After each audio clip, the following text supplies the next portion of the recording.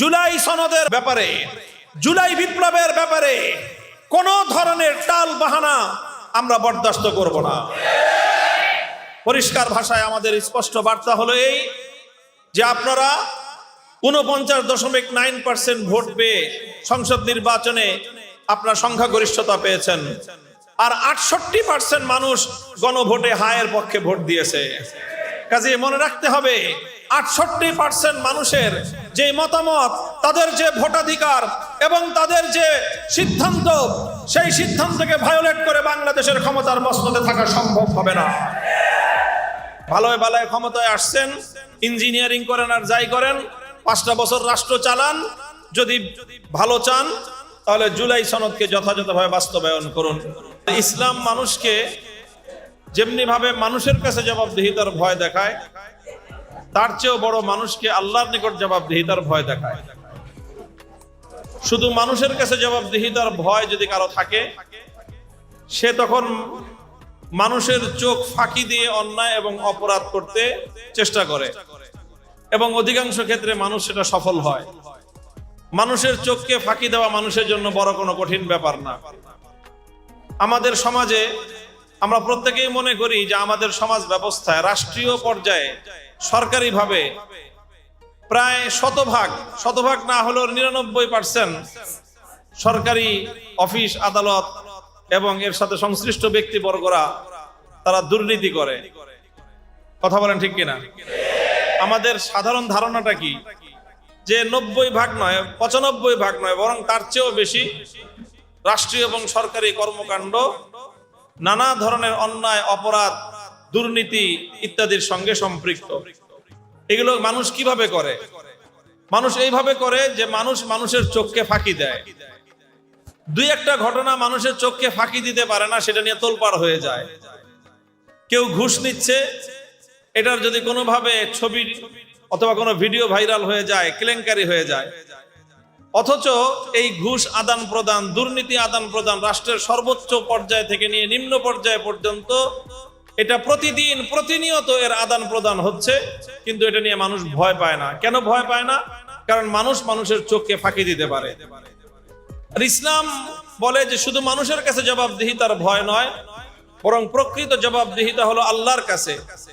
তো আল্লাহর নিকট জবাবদিহিতার ভয়ে যদি কোনো একটি সমাজ ব্যবস্থা গড়ে ওঠে, তো প্রতিটি মানুষ এ বিশ্বাস করে যে মানুষের চোখকে ফাঁকি দেওয়া যায়, কিন্তু আল্লাহর চোখকে ফাঁকি দেওয়া যায় না। আল্লাহর চোখকে যেহেতু ফাঁকি দেওয়া যায় না, সুতরাং কোনো মানুষের কাছে, কোনো সমাজের কাছে যদি আল্লাহর নিকট জবাবদিহিতার ভয় এটা হয় সমাজ ব্যবস্থার বুনিয়াদ, তাহলে সেই সমাজ ব্যবস্থায় কোনো অন্যায়, দুর্নীতি, কোনো অপরাধ থাকতে পারে না। আমরা মনে করি এমন একটি সমাজ ব্যবস্থায় আজ আমাদের প্রয়োজন, ঘুণে ধরা এই সমাজকে পরিবর্তন করার জন্য, যেই সমাজ ব্যবস্থার বুনিয়াদ হবে শুধু মানুষের কাছে জবাবদিহিতার ভয় নয়, বরং আল্লাহর কাছেও জবাবদিহিতার ভয় হবে সেই সমাজের বুনিয়াদ। আমরা সেই সমাজ গড়তে চাই, এবং সেই সমাজ গড়ার জন্য ইসলামের বিপ্লব প্রয়োজন। সেই সমাজ গড়বার জন্য আল কোরআনের সমাজ কায়েম করতে হবে, সেই সমাজ গড়ার জন্য আল কোরআনের রাজ কায়েম করতে হবে। কাজেই আমরা আজকে ইসলামপন্থীরা ঐক্যবদ্ধ হয়ে রাষ্ট্রের একটা পর্যায়ে উন্নীত হয়ে গিয়েছি। বিরোধী দলীয় আসনে আমরা বিপুল পরিমাণ অংশগ্রহণ করতে পেরেছি। এতটুকু পর্যন্তই আমাদের পরিতৃপ্ত হওয়ার কোনো সুযোগ নাই, বরং আমাদেরকে আরো বহুদূর পর্যন্ত পৌঁছতে হবে। এই গোটা সমাজ, এই রাষ্ট্র ব্যবস্থার পরিপূর্ণ নিয়ন্ত্রণ ইসলামের হাতে, আল্লাহর কোরআনের হাতে যদি আসে, তাহলেই সেদিন হবে আমাদের এই যাত্রার চূড়ান্ত সফলতা। আমরা মনে করি যে এই জার্নিতে আমরা জুলাই বিপ্লব এটা আমাদের অন্যতম একটা মাইল ফলক।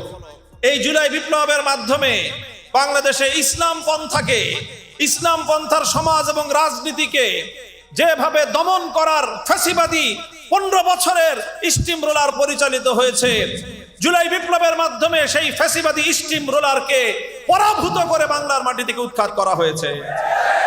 এখন আমাদের ইসলামী বিপ্লবের পথে এই জুলাই বিপ্লবকে সর্বপ্রথম বাংলাদেশে রাষ্ট্রীয়ভাবে প্রতিষ্ঠা করতে হবে।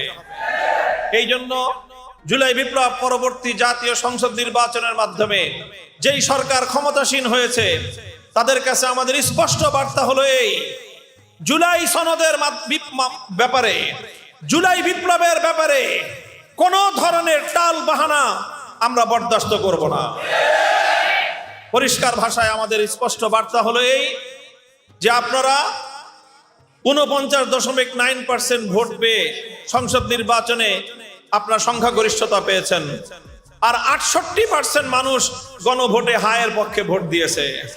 কাজে মনে রাখতে হবে 68% মানুষের যে মতামত, তাদের যে ভোটাধিকার এবং তাদের যে সিদ্ধান্ত, সেই সিদ্ধান্তকে ভায়োলেট করে বাংলাদেশের ক্ষমতার মসনদে থাকা সম্ভব হবে না। কাজেই আমরা চাই অক্ষরে অক্ষরে জুলাই সনদ যেভাবে স্বাক্ষরিত হয়েছে সেভাবেই বাস্তবায়িত হতে হবে ইনশাআল্লাহ। আগামী 24শে এপ্রিল, আগামী 24শে এপ্রিল শুক্রবার রাজধানী ঢাকার সোহরাওয়ার্দী উদ্যানে বিকেএম এর উদ্যোগে, বাংলাদেশ খেলাফত মজলিসের উদ্যোগে এই গণভোটের রায় কার্যকর করার দাবিতে গণসমাবেশ অনুষ্ঠিত হবে ইনশাআল্লাহ।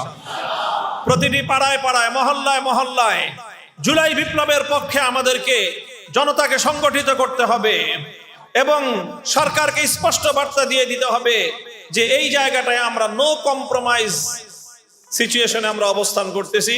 কাজে আমাদের সাথে বাদাবাদি করেন না। ভালোয় ভালোয় ক্ষমতায় আসছেন, ইঞ্জিনিয়ারিং করেন আর যাই করেন, 5টা বছর রাষ্ট্র চালান। যদি ভালো চান তাহলে জুলাই সনদকে যথাযথভাবে বাস্তবায়ন করুন। আল্লাহ পাক রব্বুল আলামিন আমাদেরকে আমাদের লক্ষ্য পানে অগ্রসর হওয়া তৌফিক দান করেন। সুবহানাল্লাহি ওয়া বিহামদিহি, সুবহানাকাল্লাহুম্মা ওয়া বিহামদিক, আশহাদু আল্লা ইলাহা ইল্লা আনতা আস্তাগফিরুকা ওয়া আতুবু ইলাইক। আল্লাহুম্মা সাল্লি আলা মুহাম্মাদ ওয়া আলি মুহাম্মাদ কামা সাল্লাইতা আলা ইব্রাহিম ওয়া আলা আলি ইব্রাহিম ইন্নাকা হামিদুম মাজিদ। ইয়া হাইয়্যু ইয়া কাইয়্যুম বিরহমাতিকা নাস্তাগীথ আসলিহ লানা শানানা কুল্লাহ ওয়া লা তাকিলনা ইলা আনফুসিনা তারফাতা আইন। اللهم إنا نسألك فعل الخيرات وترك المنكرات وحب المساكين وأن تغفر لنا وترحمنا أجمعين إله العالمين رب العالمين। ইফতার সামনে নিয়ে আপনার হুকুমের অপেক্ষায় আল্লাহ আমরা আপনার বান্দারা এখানে উপস্থিত রয়েছি, অপেক্ষাবান রয়েছি। আল্লাহ আমাদের জিন্দগিতে এভাবেই আপনার হুকুমের অপেক্ষায় জীবনের প্রতিটি কার্যক্রম করবার আগে আপনার সিদ্ধান্ত অনুসরণ করার তৌফিক আমাদেরকে এনায়েত করুন। আল্লাহ যে জবাবদিহিতার ভয় আপনি রোজার মাধ্যমে আমাদেরকে শিক্ষা দিয়েছেন, আমরা যেন আমাদের জীবনের প্রতিটি কাজে কর্মে, ব্যক্তি, সমাজ, পরিবার, রাষ্ট্র সকল ক্ষেত্রে যেন আমরা আল্লাহ আপনার কাছে জবাবদিহিতার এই ভয়ের ভিত্তিতে আমরা আমাদের জীবনের সকল কার্যক্রম পরিচালনা করতে পারি, সে তৌফিক আমাদেরকে দান করুন। আয় আল্লাহ, আমাদের যে সকল বীর শহীদানদের রক্তের বিনিময়ে আমরা সকল অন্যায় অবিচার